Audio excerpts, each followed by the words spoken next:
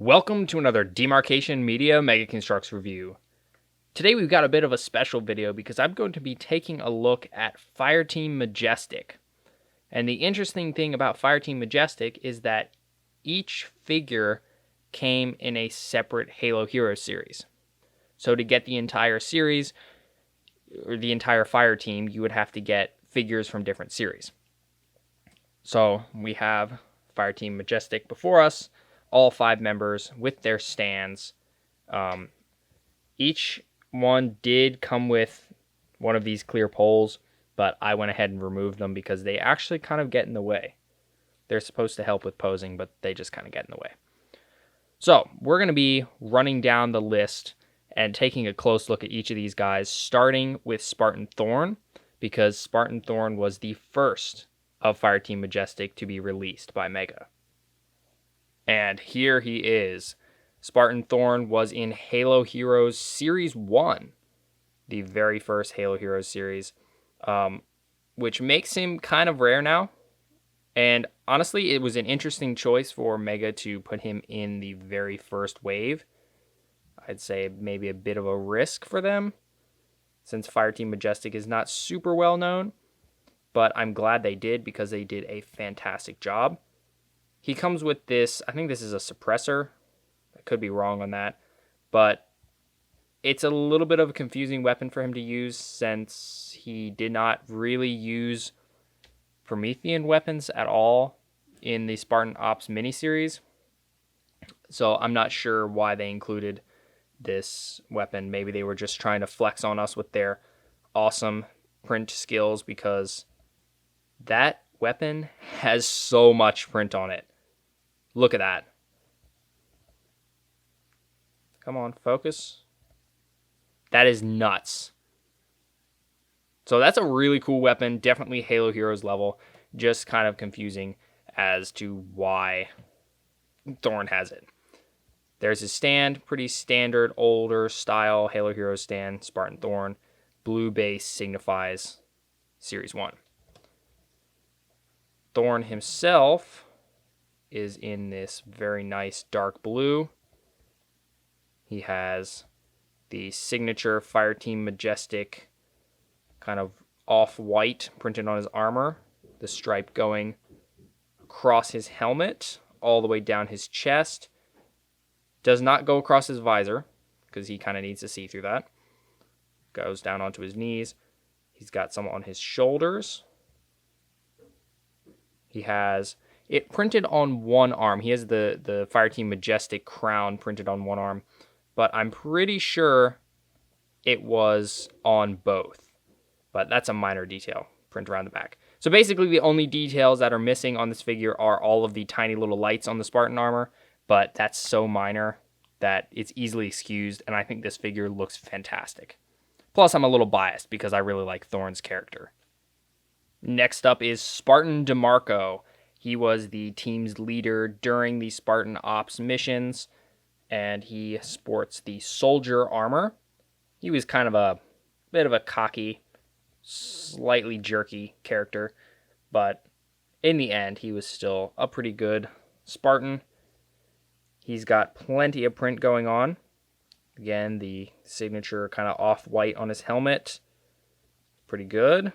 His visor is so small, it's very hard to see unless you have it in direct light. And even then, it's kind of that bronze color, so you can't see it all that well. He's got some really crisp print on his torso. Very nice black pouch print. Some more of the off-white on his lower legs. Nothing on this arm. Surprisingly, nothing on the back.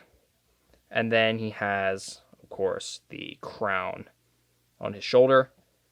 He comes armed with a very nice battle rifle, which makes perfect sense because he used a battle rifle quite a bit.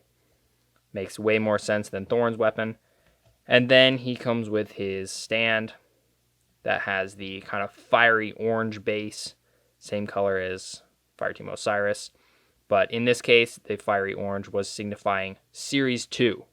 So Thorne and DeMarco were released pretty much back to back, so that if you were keeping up with the Halo Heroes series, you would have both of them. Hoya is our next Spartan, and I guess he was kind of the team's heavy weapons guy, sort of. He always went around with a shotgun, and he was a little hot-headed. He uses the operator armor, so I'm not entirely sure what role he fills, because Thorne was kind of the rookie. DeMarco was the leader, and you'll see the roles of a couple other of the members later, but I guess he was kind of their close range specialist guy. He definitely was a little bit hot-headed. He ended up running headfirst into some Promethean Knights because he thought he could just shotgun them all to death, and he ended up getting injured as a result. His weapon is, of course, the shotgun, because that's pretty much all he ever used. It's got a lot of silver on there. Pretty simple print, but it looks very nice. So far, Hoya has the most print on the actual figure. He has a lot of dark gray on the helmet. His visor is very large, very prominent, and done quite well. It would be so easy to mess up that visor, but Mega did it right. He's got some dark gray up here, white on the torso, on the shoulders, even on that part of the shoulders. He has the same type of lower legs as Thorne, but different print. And then, of course, the Fireteam Majestic crown, and then no print around the back, except for on the back of his shoulder armors. Actually, so far Thorne is the only figure that has had back print. And then we have Hoya's stand with the lime green to signify Series 3. So, Series 1 was Thorne, Series 2 was DeMarco, and Series 3 was Hoya. Pretty nice, Mega doing that one after another. I'm not really sure they've done that with many other fire teams. Maybe Noble, but I'm not sure entirely which series all of Noble was released in. And now we have the team's sniper, Spartan Madsen. He was kind of a cocky dude. He thought he was kind of the best. Him and DeMarco both kind of had very similar characters. But he uses the Recon armor, which looks amazing. I love this variant of Recon. It's so good. He, of course, has his signature sniper rifle. You can't be a sniper without a sniper rifle. It's got some black print, as well as a tiny bit of that off-white near the stock. It's a very nice accessory. And then the figure himself has a fair amount of print. He has a lot of print, actually. Look at his boots. That's quite a bit. And for the sheer amount of print that these guys have, they're done surprisingly well. All of it's fairly crisp and clean and looks really nice. He has no print on his helmet, but he has a lot of print on his chest plate, his shoulders. He's got the little crown on there. And he's got some back print, which is really neat. Very nice. He has the same lower legs as DeMarco, but obviously they are printed differently. And then his stand, which has red to signify Series 4. So again, we have Fireteam Majestic from 1 to 4. So if you had kept up with the series, you would have all of them at that point. Obviously, I was not collecting at that point, so I think I only saw maybe, I'm trying to think, maybe Madsen in stores, and that was it. And I know a lot of people probably did not end up getting the entire series, so you may or may not have gotten Series 1 through 4. But again, Mega was quite nice to put them, release them so close together. And last but not least, we have Spartan Grant. Now, here's where we take a bit of a jump, because Madsen was in Series 4, but Grant did not come out until Series 6. That's because Series 5 was the kind of special anniversary one. I'm sure all of you watching know what Series 5 is. Series 5 is the most rare Halo Heroes series out there. So they weren't going to put Spartan Grant in that series because Grant is not exactly a classic character. So they released her in Series 6. And this was the first member of Majestic that I got. I found her in a random box of like Series 8 or 9 or something like that at Target and grabbed her. And the first one I got actually had terrible printing. It was all over the place. It just was not good. So I got a replacement, and that replacement was terrible as well, but it was terrible in all the spots that my first one was not. So I was able to cobble together a decent figure. She comes with a DMR, and this DMR actually comes in, I think, Fireteam Osiris. Either Fireteam Osiris or Blue Team. And Carter. Spartan Carter Halo Heroes has this same print. So this is not an exclusive weapon by any means, but it is very nice looking. I guess that would make Grant kind of the team's mid-range person.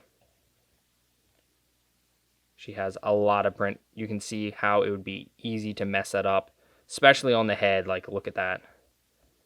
She has what is this one? My head's saying Trailblazer, but it's not Trailblazer because that's the Halo Infinite one. Pathfinder, that's what it is. It's a pretty cool armor set, and unfortunately, Mega only has made it for female Spartans, which is a little bit of a bummer, but still, it's a very cool armor. She has the same lower legs as Thorne and Hoya. Again, different print. It goes kind of this line all the way from her leg armor down. Tons of print. There's the crown print on both sides. And then we have some back print. I think she has the most back print out of any of them. Even some print on the kind of butt armor there, except it's kind of crooked. Her stand has purple to signify Series 6. So we have Series 1, 2, 3, 4, and 6 all represented in Fireteam Majestic. So because Fireteam Majestic was released in separate Heroes series, that means that there's no kind of blanket price for the whole team. For Osiris or Blue Team, because they were a pack, it's like, oh yes, the entire team is pricey now. But for Majestic, it's not that way. Thorne and DeMarco are the priciest and most rare out of the whole team. Thorne probably is the top just because he's Series 1. DeMarco is very close because he's Series 2.